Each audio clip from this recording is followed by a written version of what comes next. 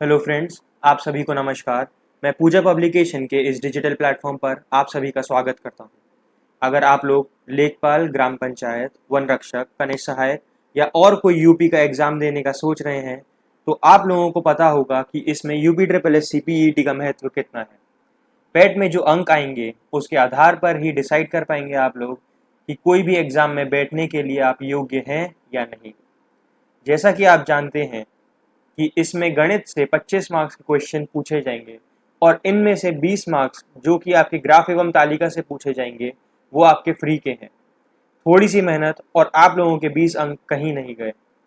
आपको और कुछ नहीं करना है, सिर्फ और सिर्फ ये वीडियो रोज देखनी है और इन क्वेश्चंस को ही प्रैक्टिस करना है। मैं इसकी प्लेलिस्ट का लिंक डिस्क्रिप्शन बॉक्स में दे दूंगा। तो चलिए स्टार्ट करते हैं आज की क्लास। चलिए सबसे पहले समझते हैं कि ग्राफ और तालिका कहाँ उपयोग होता है। इसका उपयोग होता है समंकों को समझने के लिए। अगर आपको कोई भी डेटा को इंटरप्रेट करना है, कोई भी डेटा को आपको इंटरप्रेट करना है, तो उसके लिए ये उपयोगी होता है। ये 4 प्रकार से होते हैं। पहला है आपका तालिका, टेबल फॉर्मेट। कुछ इस प्रकार के सवाल इस आपके क्वेश्चन पेपर में आएंगे। दूसरा है पाई चार्ट, ये प्रतिशत और डिग्री दोनों में हो सकता है। तीसरा है आपका दंड आलेख, बार ग्राफ, जो कि इस प्रकार के आपके क्वेश्चन हो सकते हैं।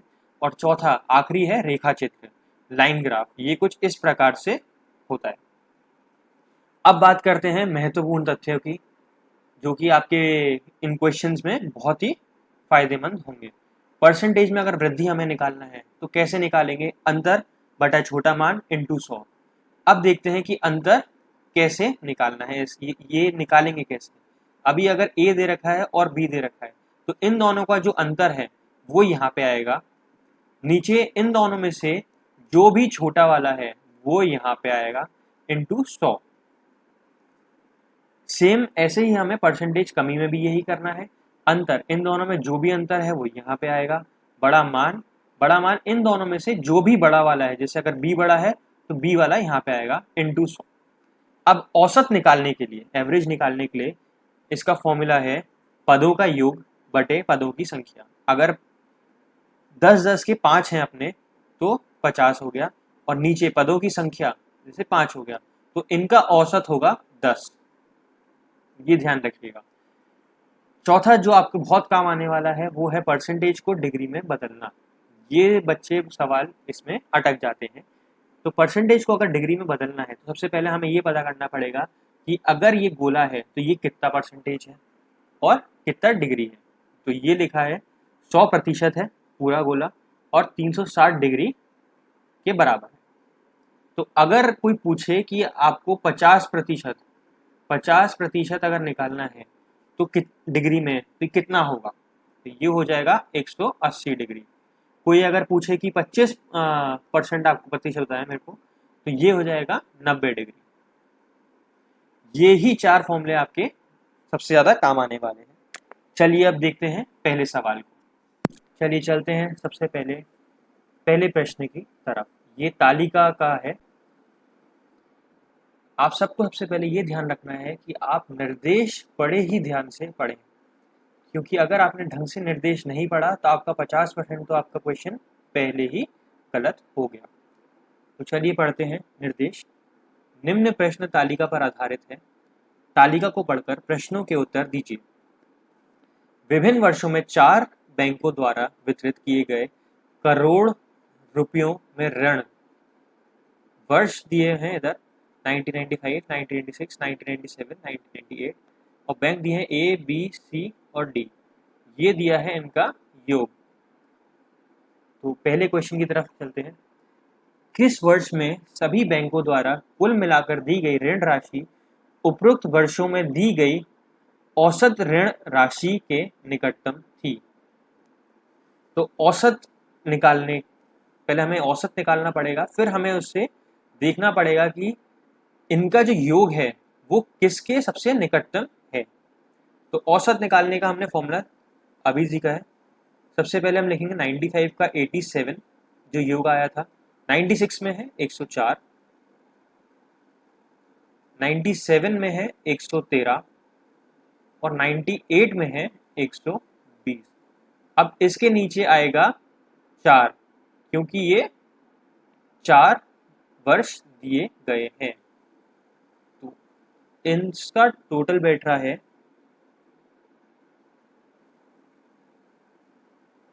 424 बटे 4, ये हो जाएगा 106।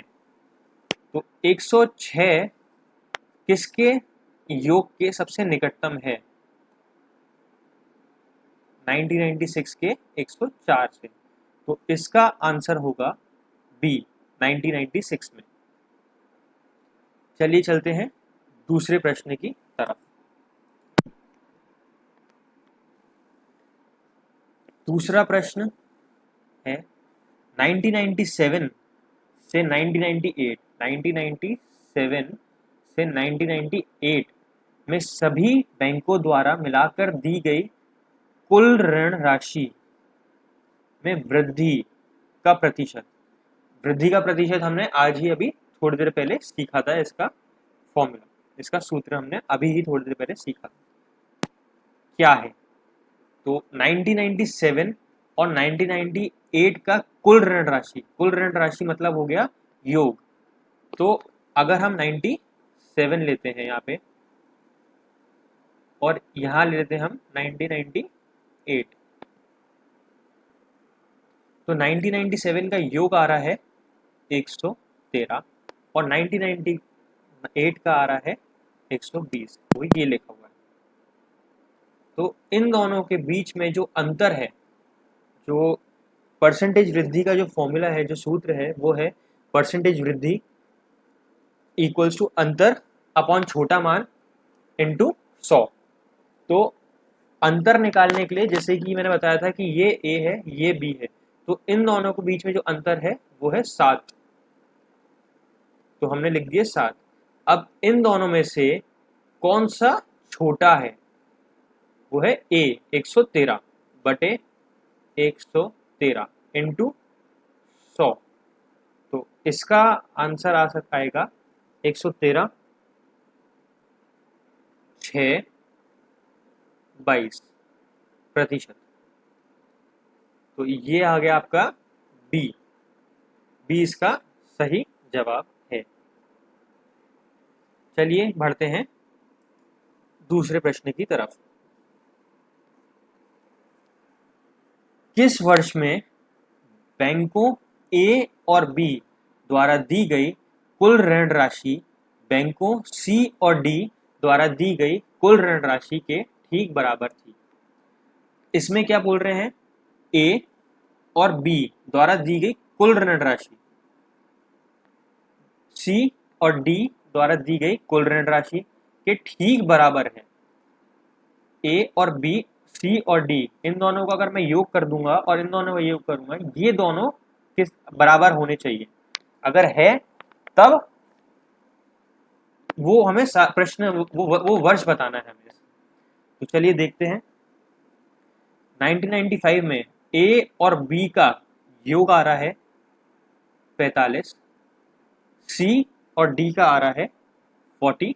क्या ये दोनों बराबर है? नहीं है। चलिए बढ़ते हैं 1996 की तरफ।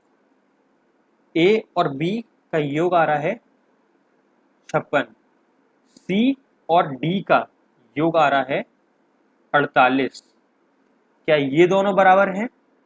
नहीं। 1997 की तरफ बढ़ते हैं।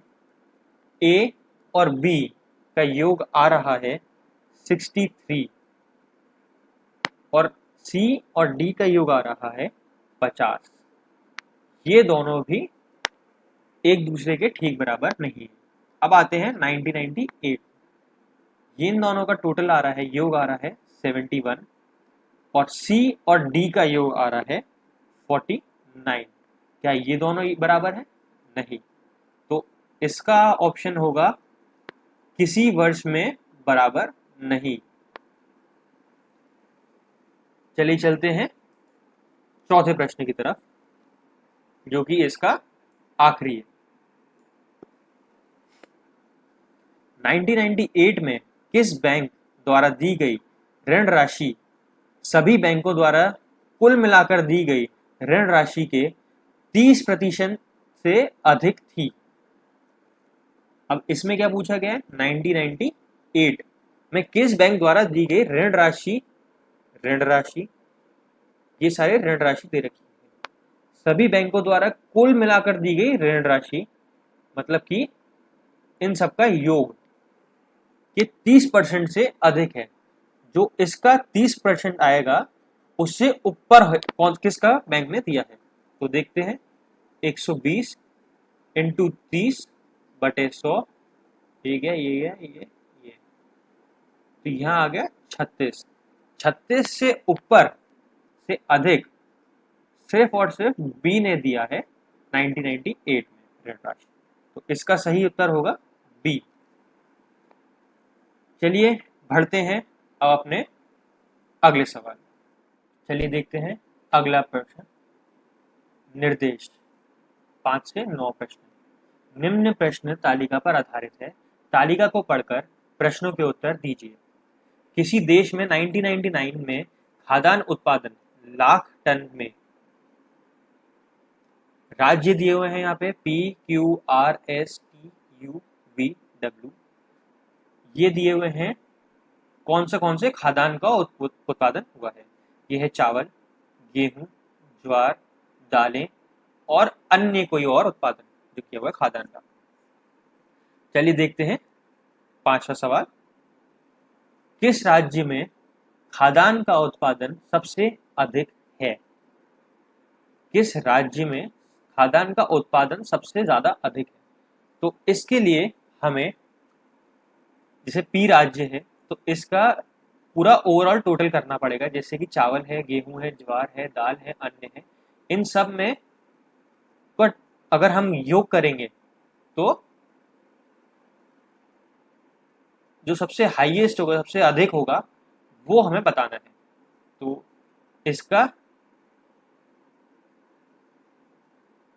योग करते हैं तो ये हो गया 204, तीसरा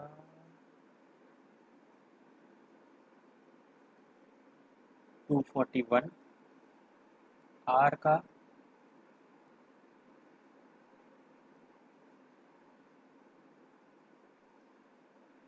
203, एस का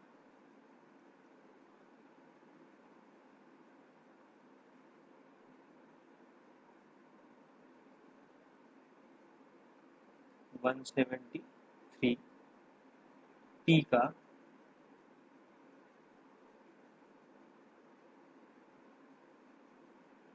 124, यू का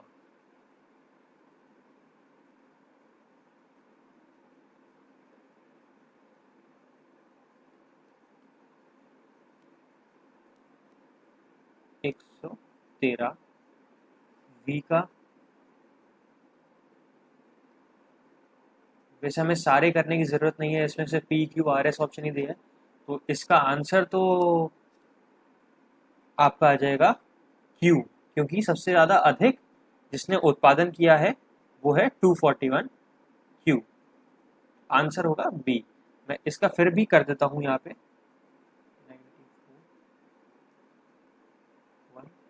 164 रहेगा इसमें।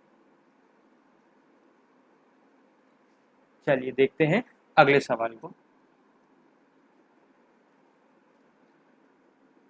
देश में उत्पादित चावल और गेहूं की मात्राओं में क्या अनुपात था? चावल और गेहूं, अब इसमें भी हमें योग करना है और उसका अनुपात बताना है। तो PQRSTUV, तो चावल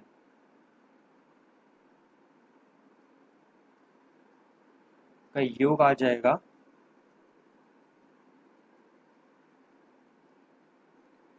और गेहूं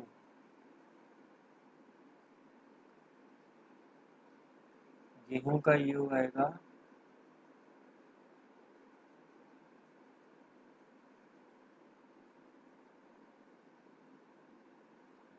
331।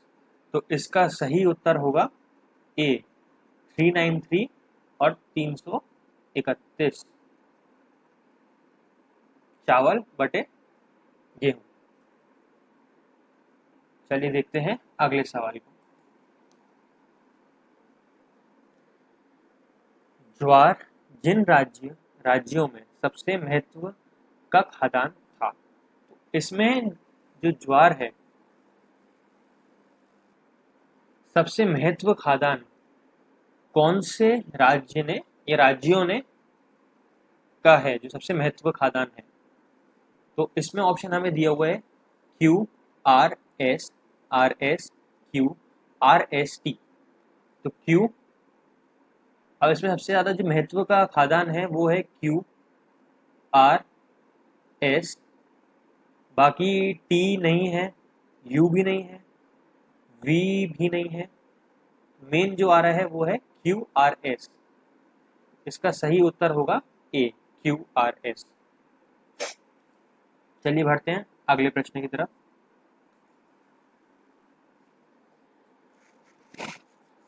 यहाँ पे लिखा है राज्य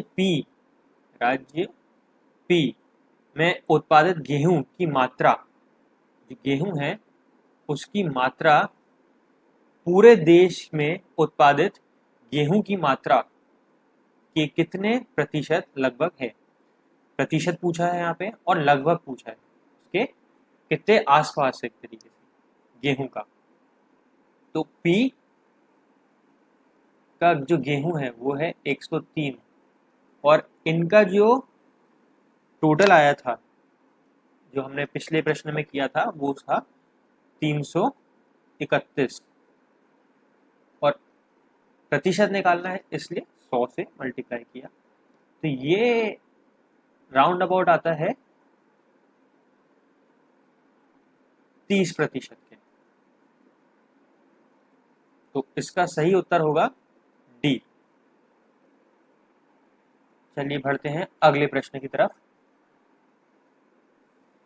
यदि देश भर में चावल की औसत प्रति हेक्टेयर उपज 30 टन थी, तो इस वर्ष चावल की खेती में प्रयोग किया गया क्षेत्रफल लगभग लाख हेक्टेयर में था। तो यहाँ पे हमसे पूछा गया है जो चावल की जो औसत है प्रति हेक्टेयर उपज 30 टन है, एक हेक्टेयर में ये 30 टन कर रहा है। तो इस वर्ष चावल की खेती में प्रयोग किया गया क्षेत्रफल लगभग लाख कितने हेक्टेयर में था। चलिए देखते हैं। तो क्षेत्रफल का जो जो जो सूत्र है वो है चावल, इसका जो पूरा योग होगा वो इसका हमें 30%, ये 30 टन है जैसे एक, तो एक टन में जैसे एक हेक्टेयर में 30 टन का हुआ था उपज, तो हमने इसको 30 से डिवाइड कर दिया। तो ये लगभग आ गया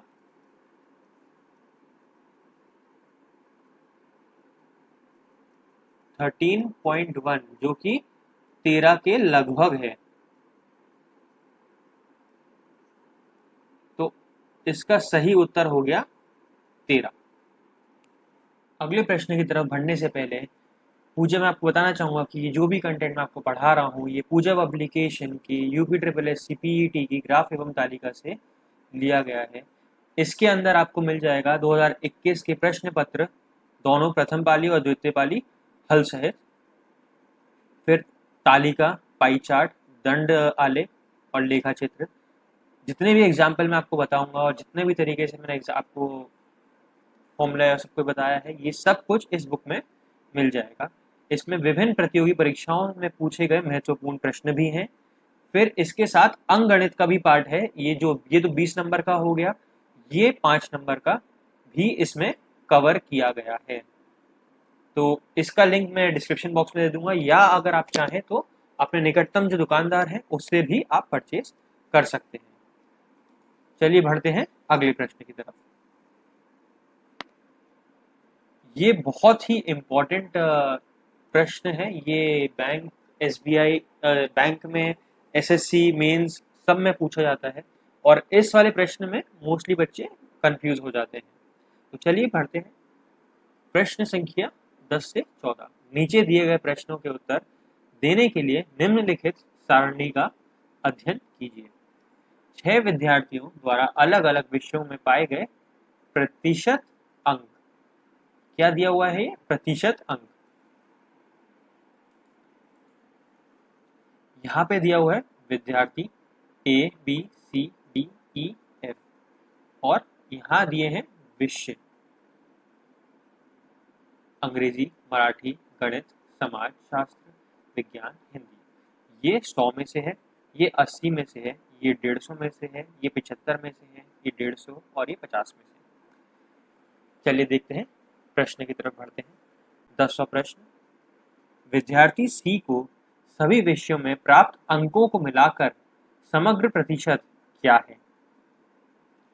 विद्यार्थी सी को के सभी विषयों में प्राप्त अंकों को मिलाकर के, अब इसमें जो नंबर दिए हैं, जो बच्चे सबसे ज्यादा गलती करते हैं वो क्या करते हैं, इन नंबरों को योग कर देते हैं, इनका एडिशन कर देते हैं। लेकिन हमें ये नहीं करना है। क्यों? क्योंकि ये प्रतिशत दिया हुआ है, ये नंबर जो है ये सारे प्रतिशत हैं, तो हमें इनका नंबर अंक निकालने पड़ेंगे अभी इसमें। तो सी का जो अंग्रेजी है, मैं लिख देता हूँ अंग्रेजी, मराठी, गणित, समाजशास्त्र, विज्ञान और हिंदी। तो अंग्रेजी में 100 नंबर में से 73 आए हैं, तो इधर 73 रहेगा। मराठी में 80 में से 85% आया है, 85% आया है, तो इसका 80 का 85/100 हो जाएगा, तो यहाँ आ जाएगा 68। गणित में 150 में से 70% आया है, तो ये हो जाएगा आपका 105। समाजशास्त्र में 75 में से इसके आए हैं 60%, तो ये हो जाएगा आपका 45। विज्ञान में 150 में से 68% आए हैं, तो ये हो गए आपके 102। मैं आपको तरीका बता देता हूँ कैसे निकालते हैं। ये हो जाएगा 150 इंटू 68 100, ये 3, ये 2, 2, 34, ये आ गया आपका 102। इस तरीके से हमें सबके अंक निकालने हैं। अब हिंदी में 50 में से 74% अंक आए हैं उसके, तो ये बैठेगा आपका 37। तो अब हमें इनका क्या करना है? योग। तो ये बैठेगा आपका 430। अब बटे में हमें क्यों डालना है? क्योंकि हमें प्रतिशत निकालना है, यहाँ पे प्रतिशत निकालना है। तो बटे में आएगा 100, 80, 150, 75 और 150 और 50 को हम योग कर देंगे इन सबका, तो ये आ जाएगा आपका 605 इंटू 100, तो ये आएगा आपका 71.07%, जो कि आपका दिया गया है यहाँ पे बी। सबको समझ में आ जाएगा? अगर नहीं आया तो आप कमेंट बॉक्स में लिख सकते हैं, मैं इसको फिर से समझा दूंगा आपको। चलिए बढ़ते हैं अगले प्रश्न की तरफ।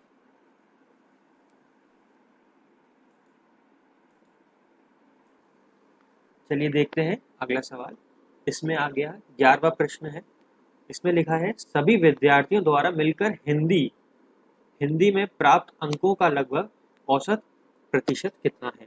औसत प्रतिशत कितना है? तो हमें पहले निकालना है औसत प्रतिशत।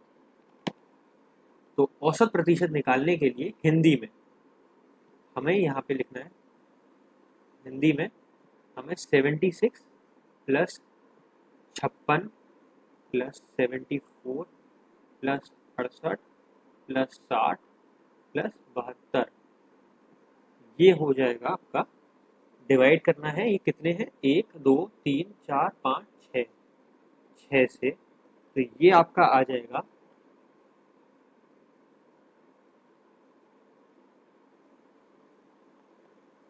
406/6, तो ये आपका आ जाएगा, क्योंकि ये प्रतिशत में दिया हुआ है और हमें प्रतिशत में निकालना है, इसलिए हम इसको 100 से मल्टीप्लाई नहीं करेंगे। तो ये आ गया आपका 67.67, जो कि लगभग आपके 68 के बराबर है। तो इसका सही उत्तर होगा ए, 68। चलिए बढ़ते हैं अगले सवाल की तरफ।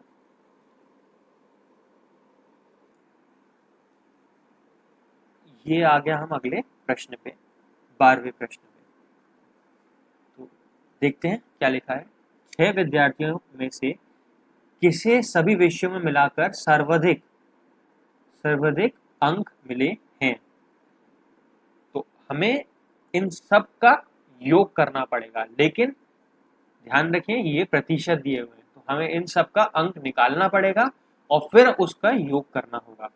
फिर उसमें से जो सबसे ज्यादा अधिक रहेगा उसी को आंसर हमें करना है। अब ऑप्शन में दे रखा है ए, डी, बी और ई। तो सबसे पहले हम निकालते हैं ए का। तो ए का अंग्रेजी में आ गया 71, मराठी में 70% है 80 का, तो ये हो जाता है 56। गणित में 75% है 150 का, तो ये आपका आ जाएगा 25/2, 12.5, 112.5। समाजशास्त्र में 75 का 72% है, तो ये आ जाएगा आपका 54।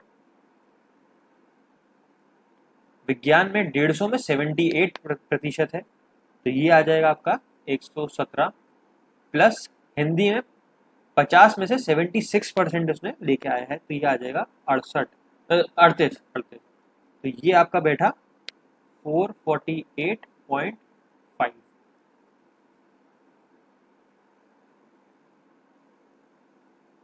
अब देखते हैं बी। बी में अंग्रेजी में तो 75 में से 75 ही रहेंगे, क्योंकि 100 में से है। फिर 80 में से ये लेके आया है 45, तो ये हो जाएगा आपका 36 मराठी में। गणित में लेके आया है 150 में से 80%, तो ये हो गया आपका 120। समाज शास्त्र में 75 में से लाया है 88%, तो ये हो गया आपका 66।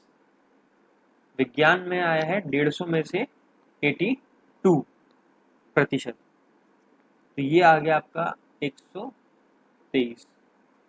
और हिंदी में लेके आए हैं भाई साहब 50 में से 56, तो ये हो गया आपके 28, तो ये आपके बैठा 448। अब देखते हैं ए हो गया, बी हो गया, अब आ जाते हैं डी पे।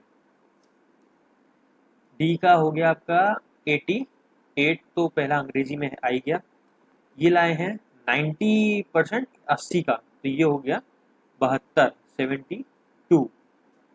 फिर गणित में लेके आए हैं ये 150 में से 62%, तो ये हो गया आपका 93। फिर आ जाते हैं अपन समाजशास्त्र में, 75 में से 80 लाए हैं प्रतिशत, तो ये हो गया 60। फिर आते हैं विज्ञान पे, ये 150 में से लाए हैं 74%, तो ये हो गया आपका 111। हिंदी में लाए हैं 50 में 68, तो ये हो गया 37। तो ये आपका टोटल योग आएगा 461। अब आप देख रहे होंगे कि इन तीनों में सबसे ज़्यादा अधिक है 461 डी। अब देखते हैं तब तक ई का और निकाल लेते हैं। 80, 52, 132, 60, 105 और 30, तो इसका योग आएगा 459। अब इन दोनों में ये सबसे बड़ा है, तो उसका सही उत्तर रहेगा ए, जो कि डी है आपका। चलिए बढ़ते हैं अगले प्रश्न की तरफ। चलिए देखते हैं अगला प्रश्न। कितने विद्यार्थियों को एक से अधिक विषयों में अधिकतम अंक मिले? एक से अधिक विषयों में, बाकियों के कंपैरिजन में अगर हम बाकियों के मार्क्स देखेंगे तो सबसे ज्यादा नंबर किस मतलब एक से ज्यादा होने चाहिए। तो निकालते हैं। अब इसका हम देखेंगे कि अगर ये 150 में से है और ये 150 में से है, बाकी 75, 50 और 80 और 100 है, तो इनको कैलकुलेट करने का कोई फायदा नहीं है। तो इसमें से हम करते हैं गणित और विज्ञान का टोटल, जो प्रतिशत के अकॉर्डिंग। तो ए का बैठ रहा है 112.5 प्लस 117, जो कि आपका आता है 230। बी का आ रहा है आपका 120 प्लस 123, तो ये आ जाएगा आपका 243। सी का 105 प्लस 102, तो ये हो जाएगा 207। डी का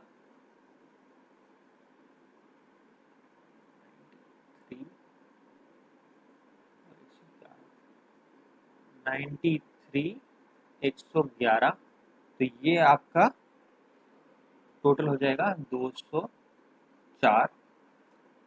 ई का आ जाएगा 132 प्लस 105,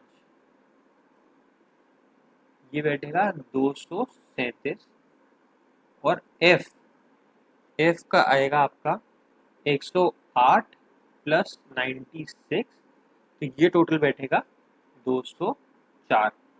तो सिर्फ और सिर्फ अगर हम देखेंगे इसमें सिर्फ बी ही है जो बाकी में अधिकतम, एक से अधिकतम में बैठा है, ये 243 है। तो इसका सही उत्तर एक ही है, सिर्फ ये, तो एक बी आंसर इसका सही है।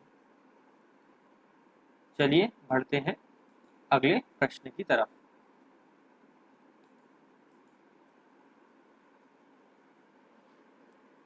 अब आखिरी सवाल पे आ गए हैं हम, इस प्रश्न वाले संख्या में से 14th पे। चलिए देखते हैं। यदि गणित और विज्ञान में मिलकर उत्तीर्ण 220 है तो कितने विद्यार्थी पास होते हैं?